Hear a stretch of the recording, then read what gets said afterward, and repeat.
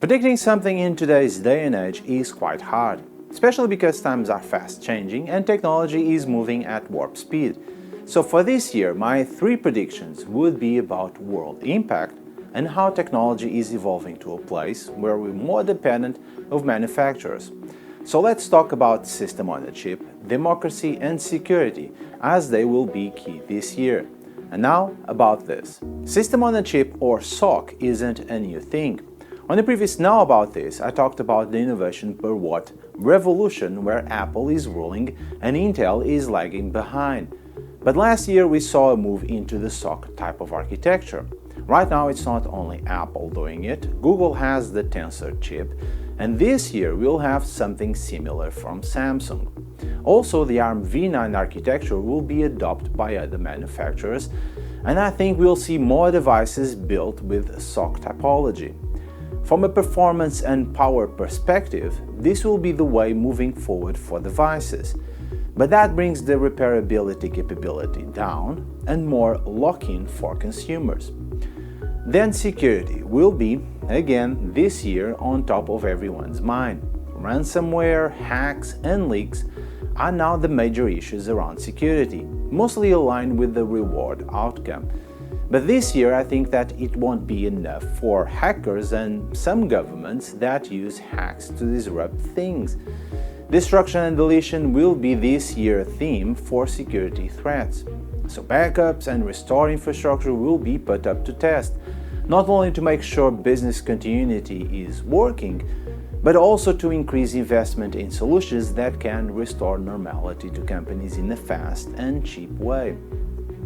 Finally, I do think that democracy this year will be put again to test, and that will deeply affect technology, supply chains, investments, people, and of course how governments will be run.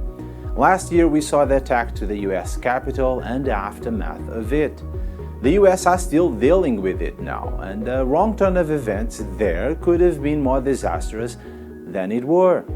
This year alone we see how countries are preparing themselves for some political change. The rise of the far right is everywhere, and if governments continue to fail COVID measures, people will rise against them and ultimately against traditional and normal democracies.